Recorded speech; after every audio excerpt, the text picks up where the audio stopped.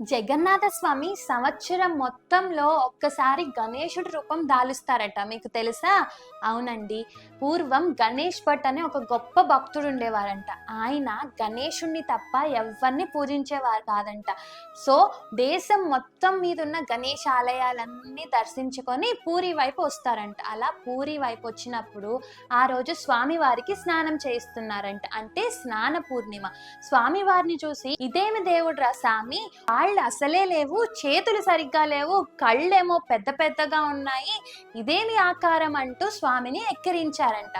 దానికి జగన్నాథ స్వామి వెంటనే ప్రత్యక్షమయ్యి, గణేష్ భట్ట, నేను జగన్నాథ స్వామిని, అంటే జగత్ మొత్తానికి నేనే స్వామిని, ముక్కోటి దేవతలందరూ నాలోనే ఉంటారు, ఈవెన్ నువ్వు పూజించే గణేశుడు కూడా నేనే అని అయితే చెప్తారంట.